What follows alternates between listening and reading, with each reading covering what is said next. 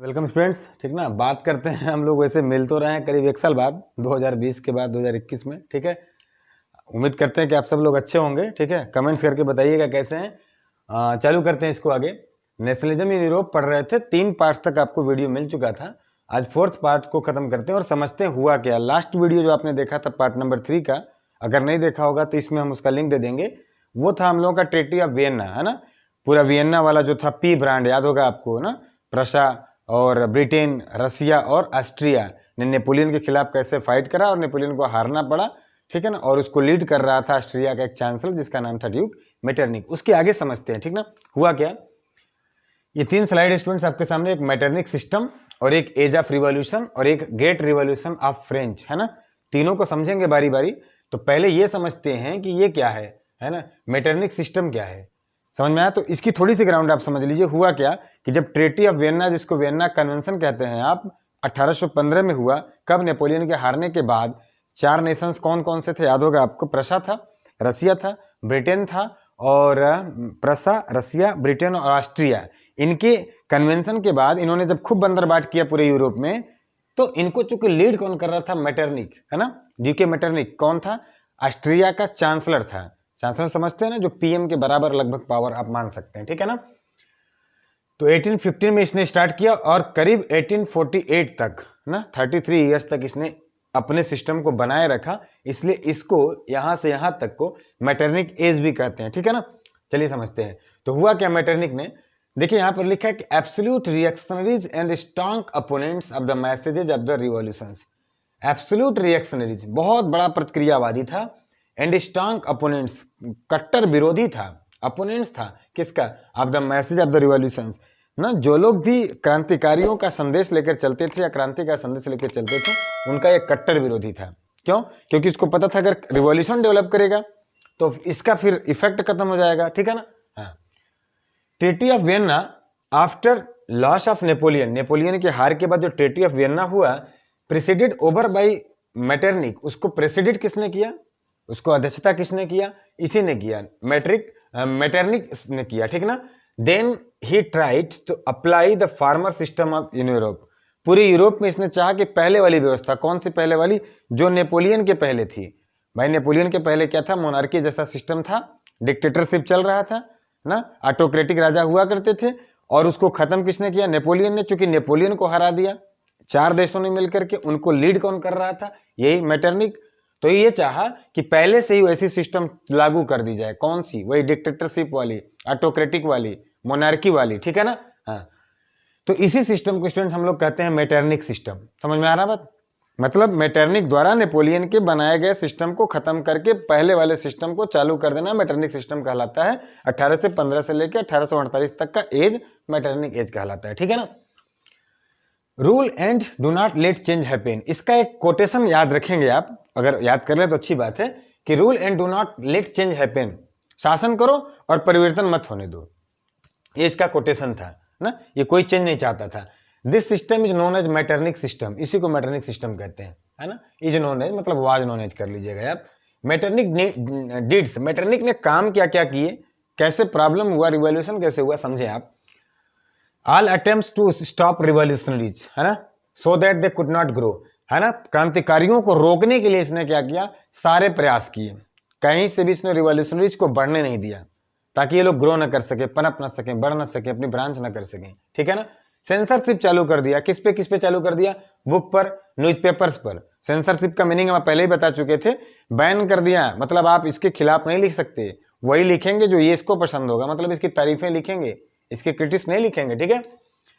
Killed revolutionaries head, जो क्रांतिकारियों के हेड हुआ करते थे ना, मास्टर्स हुआ करते थे, कैप्टन हुआ करते थे, उनको मरवा दिया।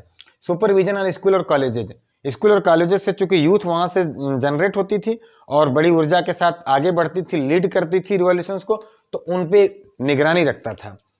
All this secret societies, institutions and organisations did not allow Metternich to succeed. लेकिन वो कुछ भी करता रहा, जो क्रांतिकारी थे वो क्रांति करते रहे, और उनके इस सेक्रेट सोसाइटी से, उनकी संस्थाओं से, उनकी संगठन से मेटरनिक को आगे बढ़ने में सफलता नहीं मिली। समझ में आ रहा है बात ना। मतलब किया तो है, शासन तो किया, लेकिन उसको हारना पड़ा। वो कैसे स्टूडेंट? देखो, revolutions broke out in all Europe, पूरे यूरोप में इसकी इस कुव्यवस्था के कारण, इस दुर्व्यवस्था की वजह से एक क्रांति भड़क गई, ठीक है ना, पूरे यूरोप में। मैटरनिक्स कंडीशंस वर्स्ड, और मैटरनिक की स्थिति बहुत बुरी हो चुकी थी, सभी लोग उसका विरोध कर रहे थे। सबसे बुरा कब हुआ? इवन इन ऑस्ट्रिया, जिस ऑस्ट्रिया का वो चांसलर था, समझ में आ रहा है बात ना, वहां पर भी प्रोटेस्ट स्टार्टेड, विरोध चालू हो गया अगेंस्ट रिवॉल्यूशनरीज। किसके किसके खिलाफ? देखिए ध्यान से, रिवॉल्यूशनरीज क्रांतिकारियों एंड मैटरनिक्स के बीच में, है ना, अगेंस्ट बल्कि नहीं ठीक लग रहा है, यहां आप कर लो बिटवीन, है ना, यहां आप क्या कर लीजिए, बिटवीन, ठीक है, बिटवीन क्रांतिकारी और मैटरनिक्स के बीच में। मैटरनिक्स नहीं, मैटरनिक्स की सेना, भाई मैटरनिक्स ही तो उनका कंट्रोलर था। मैटरनिक्स की सेना और क्रांतिकारियों के बीच में 1848 ईस्वी में क्या हो गया? विस्फोट हो गया क्रांति का। पूरे यूरोप में तो हो ही रहा था, वहीं हो गया जहां का वो राजा था, कह सकते हो, ठीक ना। इन वियन्ना, किस जगह पे? वियन्ना। वियन्ना समझ में आ रहा? ऑस्ट्रिया का राजधानी, capital. Metternich's resigned and fled to England. Metternich ने अपने पद से इस्तीफा दिया और भाग गया इंग्लैंड। भागना ही पड़ेगा, जब इतना जनसमूह विद्रोह करेगा ना तो फिर भागना पड़ेगा, ठीक है स्टूडेंट्स। फिर आगे क्या हुआ तो समझ में आ गया होगा। मैटरनिक का सिस्टम्स किसे कहते हैं, मैटरनिक का एज क्या था, मैटरनिक ने काम क्या किया और उसको कैसे भागना उगना पड़ा, ठीक है। Age of revolutions. फिर क्रांतिकारियों का दौर चला, वो देखो 1830 से लेकर 1848 तक। आप सोचोगे सर ये 1815 और 1830, स्टूडेंट्स ये व्यवस्था मैटरनिक की थी, लेकिन मैटरनिक की व्यवस्था से पहले भी, है ना, चालू हो गया था वहां पे क्रांति, ठीक है ना। सॉरी, व्यवस्था के पहले नहीं, 1830 से क्रांति लगभग चालू हुआ। तो हुआ क्या? पहले आप देखो फ्रेंच, है ना, FRENCH, है ना, फ्रेंच रिवॉल्यूशन ऑफ जुलाई। इस विरोध में जो सबसे पहले क्रांति हुई, जो रिवॉल्यूशन हुआ, वो कहां हुआ? फ्रेंच। याद रखो स्टूडेंट्स, पहली बार नेशनलिज्म की फीलिंग भी यहीं से डेवलप हुई थी। मतलब यहाँ के लोग ना बहुत बढ़िया थे, मतलब मजबूत विल पावर वाले थे, ठीक ना। हुआ क्या? जुलाई मंथ में यहाँ पर रिवॉल्यूशन स्टार्ट हुआ। चूंकि नेपोलियन जब हार गया तो मैटरनिक ने लुइस 18 को क्या बना दिया? वहां का राजा बना दिया। लुइस 18 वही बर्बन फैमिली का, बर्बन डायनेस्टी का जो राजा था लुइस 16वां, उसके बाद वाला। लुइस 16वां से ही तो ब्रोकआउट हुआ था। तो लुई 18वां यानी कि लुइस 18 को वहां का रूलर किसने बना दिया? मैटरनिक ने। किसके बाद? नेपोलियन के बाद, ठीक है ना।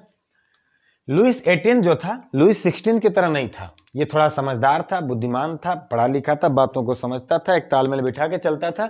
Coordinated good between reactionaries and reformist, मतलब सुधारवादी और प्रतिक्रियावादी लोगों के बीच में अच्छा तालमेल बिठाया, ठीक ना। रिच और पुअर को मिला के लेके चला, थोड़ा समझदारी से काम लिया ना। अपने एंसेस्टर्स यानी कि लुइस 16 की तरह काम इसने नहीं किया। लेकिन हुआ क्या स्टूडेंट्स, इसने सब अच्छा काम किया, ठीक है ना। डेथ ऑफ लुइस 18, इसकी मृत्यु हो गई 1824 ईस्वी में। लेकिन मरने से पहले, बिफोर हिज डेथ, उसने क्या किया था? ही अनाउंस्ड कॉन्स्टिट्यूशनल रिफॉर्म्स, है ना, संवैधानिक सुधार की उसने घोषणा की, जिससे बाय विच पीपुल्स वे आर हैप्पी, लोग बड़े खुश थे, एंड पीस इन फ्रांस, है ना, पूरे फ्रांस में शांति था। किससे? इस कॉन्स्टिट्यूशनल रिफॉर्म से, संवैधानिक सुधार की जो घोषणा किया था, किसने? लुई 18वां ने, लुई 18 ने। लेकिन इसकी मृत्यु हो गई 1824 में। प्रॉब्लम क्या हुआ? चार्ल्स दशम नाम का एक राजा बना दिया गया, N autocratic and arbitrary king. फिर यह निरंकुश और स्वेच्छाचारी था, अपने मन से काम करने वाला था, आर्बिट्रेरी, मन का करता था, ठीक है ना, जनता की नहीं सुनता था। क्योंकि इसके बारे में ऐसा कहा जाता था कि ये तो मानता था कि मैं राजा क्यों बनूं, अगर मैं राजा बनूंगा तो मेरा राज्य होना चाहिए, मेरे मन का होना चाहिए, मैं प्रजा के बारे में सोच सोच के खुद को क्यों मारूं, मुझे ऐसो आराम करना, लग्जरियस लाइफ जीना है, ठीक ना। अगर मैं इंग्लैंड के राजाओं की तरह प्रजा के वेलफेयर के बारे में सोचूं तो इससे बढ़िया है कि मैं जंगल में जाकर लकड़ी काटूं। ऐसी फीलिंग थी चार्ल्स दशम की, ठीक है स्टूडेंट्स। फिर से निरंकुश शासक आ गया, देख लो, लुई 18 के बाद। गेव पावर, इसने अपनी अधिकांश शक्तियां किसको दे दी? चर्च को दे दी, नोबलिस्ट, वहां के जो कुलीन वर्ग के जो पादरी हुआ करते थे उन्हें दे दिया। मतलब समझ आ रहा ना, रिलीजियस बेस्ड पॉलिटिक्स करने लगा ये, ठीक है ना। और आप जानते हो रिलीजियस बेस्ड पॉलिटिक्स करने पर फिर कंट्री का सिचुएशन खराब हो जाता है। ऐसा ही कुछ किसने किया? चार्ल्स दशम ने किया, ठीक है ना। सप्रेस्ड लिबरिस्ट एंड नेशनलिस्ट, जितने लिबरलिस्ट थे, उदारवादी लोग थे, और नेशनलिस्ट जो राष्ट्रवादी लोग थे, उनको दबा दिया इसने, उनका दमन कर दिया, उनका पतन कर दिया, उठने नहीं दिया उनको। सेंसरशिप लगा दिया था न्यूज़पेपर्स पे। स्पीच, क्रांतिकारियों के द्वारा जो भाषण दिए जाते थे क्रांति को उग्र करने के लिए, उस पर भी इसने बैन लगा दिया, सेंसरशिप लगा दिया, ठीक। 1830 ना 1830 ईस्वी में, अच्छा ये तो करता आया, है ना। बहुत बड़ा बवाल इसने तब किया जब पोलिंग नेक नाम के एक राजा, एक व्यक्ति को इसने विवाज मेड पीएम, है ना, क्या बना दिया स्टूडेंट्स, वहां का पीएम बना दिया, ठीक है। वहां सेम लाइक मेटरनिक, लो अरे अपने तो जो तुम जैसे डिटेक्टर थे, जैसे ऑटोक्रेटिक विचारधारा के थे वो तो थे ही, पोलिंग नेक को तुमने क्या बना दिया, वहां का राजा बना दिया, पीएम बना दिया। और वो कैसा था, मेटरनिक जैसा था। मेटरनिक तो समझ रहे हो ना, नेपोलियन को हराने के बाद 1815 से लेकर 1848 तक उसने क्या किया पूरे यूरोप में, है ना। अब देखो फिर इसने क्या किया, इसी पोलिंग नेक ने 4 ऑर्डिनेंस पास किया। ऑर्डिनेंस समझते हैं ना, एक लॉ एंड ऑर्डर के द्वारा जो बिल पास होता है, 4 ऑर्डिनेंस पास किया, इशूड ऑन 25 जुलाई, 25 जुलाई को इसने पास कर दिया। इस ऑर्डिनेंस में स्टूडेंट्स केवल चर्च और नोबलिश की बातें थी, रिच लोगों को फेवर किया गया था और बाकी लोगों का एक्सप्लॉटेशन किया गया था, गरीब तबके का, गरीब वर्ग का, ठीक है।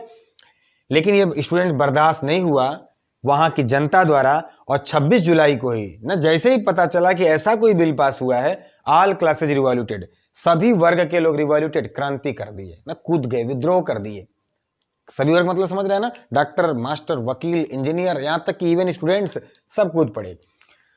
Leaded by an old man, इसको लीड कर रहे थे एक बहुत ही वृद्ध आदमी फ्रांस के, क्या नाम था, लफायते नाम था। नाम बहुत शायद आपके लिए जरूरी ना हो नाम, लेकिन सुन लो आप, लफायते नाम था, ठीक है। वृद्ध थे, वही लीड किए। Paris streets was full of slogans ना, पेरिस की गलियां जो है, जो सड़कें थी ना, पूरी नारों से गूंज उठी, विद्रोह की नारों से, ठीक ना, ओवरनाइट, पूरी रात। तो स्टूडेंट्स ये रहा मेटरनिक का सिस्टम, ये रहा एज ऑफ रिवॉल्यूशंस। आइए इस स्लाइड पे चलते हैं, यह है ग्रेट रिवॉल्यूशन ऑफ फ्रेंच। हुआ क्या समझते हैं, है ना स्टूडेंट। जब यहां पर 26 जुलाई को जम के विरोध हुआ तो ये चला कब तक, 27 जुलाई से लेकर 29 जुलाई तक। तो 27, 28, 29 3 दिन तक वहां का जम के क्रांति हुई, मतलब खूब मार धाड़, खूब बढ़िया संघर्ष हुआ। बढ़िया नहीं कहेंगे, लेकिन मैं इसलिए बढ़िया कह रहा हूं क्योंकि वहां के लोगों के ऑर्गेनाइजेशंस में कभी बिखराव नहीं हुआ। इसको कहते हैं ग्रेट रिवॉल्यूशन ऑफ फ्रेंच, है ना। इसको फ्रांस की महान क्रांति कहते हैं। मतलब फ्रांस के स्वाधीनता के लिए, अपने नेशनलिज्म की फीलिंग्स के लिए वहां की जनता 3 दिन तक लड़ाई ली वहां की आर्मी से। ग्लोरियस थ्रेडेज ऑफ फ्रांस, फ्रांस के 3 गौरवशाली दिन कहते हैं इसको, है ना। हुआ क्या, fight between revolutionaries and Charles दशम्स आर्मी, है ना। चार्ल्स दशम्स की आर्मी और क्रांतिकारियों के बीच में खूब लड़ाई हुई, बहुत मारधाड़ हुआ, बहुत मारे गए लोग, है ना। चार्ल्स दशम्स फ्लीड टू इंग्लैंड, लेकिन उसको पता चल गया कि भैया जनता से जितना आसान नहीं है, ठीक ना। तो वह हार मान करके कहाँ भाग गया, फिर इंग्लैंड भाग गया, वही मेटरनिक की तरह, ठीक है ना, भागना ही पड़ेगा, ठीक है। फिर हुआ क्या students, Louis Philippe was crowned after Charles, वो देखो 10 मैंने लिखा हुआ है, दशम, चार्ल्स दशम के बाद लुइस फिलिप्पी को क्या बना दिया गया, इसको भी बना दिया गया वहां का राजा, चूंकि वो तो भाग गया, है ना स्टूडेंट्स। लेकिन देखो हुआ क्या, अगर आप चाहोगे कि मोनार्की खत्म हो गया, ऐसा नहीं खत्म हुआ, वहां की ऑटोक्रेटिक सिस्टम नहीं खत्म हुआ, अभी राजतंत्र नहीं खत्म हुआ, ठीक है ना। लेकिन थोड़ा सा वहां की गवर्नमेंट जो हुई वो अब पब्लिक रिप्रेजेंटेशन में थी, मतलब पब्लिक के इच्छा के हिसाब से गवर्नमेंट सेलेक्ट हुई। कौन बना, लुइस फिलिप्पी बना। ये आर्ले डायनेस्टी से आता था, आर्ले राजवंश से आता था। निष्कर्ष क्या निकला students, this revolutions other parts of Europe, है ना, यूरोप के अन्य हिस्सों में, लाइक मोर देन 10 कंट्रीज, 10 से ज्यादा देशों में लिफ्टेड साउंड, आवाज उठाने लगे लोग, एंड डेवलप नेशनलिज्म्स। लोगों को लगा कि यार कैसा भी बवाल होता है, लुई 16वां का लफड़ा हुआ, चाहे फिर ड्यूक मेटरनिक का हुआ, सबसे पहले अगर कोई ओवरकम कर रहा है तो वो कौन कर रहा है, ये फ्रेंच के लोग कर रहे हैं। तो लोगों को लगा कि अगर फ्रेंच वाले कर लेते हैं तो हम क्यों नहीं कर सकते, इसलिए अदर पार्ट्स में इसका बहुत प्रभाव पड़ा। समझ में आ रहा है बात ना। यहाँ पे था दिस रिवॉल्यूशंस इफेक्ट्स, ऐसे कर लो स्टूडेंट्स, दिस रिवॉल्यूशंस, है ना, affected other parts of Europe like more than 10 countries, 10 से ज्यादा देशों में लोगों ने आवाज उठाया और नेशनलिज्म की फीलिंग डेवलप हुई, है ना। इसका रिजल्ट क्या हुआ students, other parts of Europe influence and broken out the revolutions, Europe के अन्य देशों में भी इसका बहुत गहरा प्रभाव पड़ा और क्रांति फैल गई। किसका देखकर, फ्रांस का देखकर। इसीलिए मेटरनिक ने एक बात कहा कि कुछ भी फ्रांस में होता है तो उसका प्रभाव पूरे यूरोप में पड़ता है। वहां तक ये बात आप याद कर लो तो अच्छा होगा कि France is the country, France एक ऐसा देश है दैट इवन इफ स्नीजेज, अगर ये छींक भी देता है, other European countries gets cold, Europe के अन्य देशों को सर्दी जुकाम हो जाता है अगर ये छींक दे। किसने कहा था? ड्यूक मेटरनिक ने कहा था। स्टूडेंट्स अभी मैं आपको बता रहा हूं, देखो मेरे पास स्लाइड भर गई, मैं अगले बोर्ड पे बता रहा हूं आपको कि इफेक्ट्स ऑफ जुलाई रिवॉल्यूशन, जुलाई में कुछ क्रांति हुई, इसके अलावा फ्रांस के अलावा इस क्रांति का क्या असर पड़ा अन्य यूरोपीय देशों पर। आप इसको नोट कीजिए, मैं किनारे हट रहा हूं, स्क्रीनशॉट लीजिए, तो फिर मैं आपको बता रहा हूं इसके आगे वाला, ठीक है? नोट कीजिए।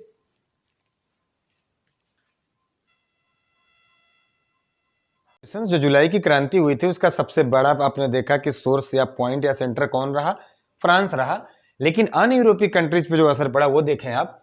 स्पेन रिवॉल्यूशन देखते हैं, स्पेन में क्रांति हुई, असर किससे रहा? जुलाई रिवॉल्यूशन ऑफ फ्रेंच, है ना।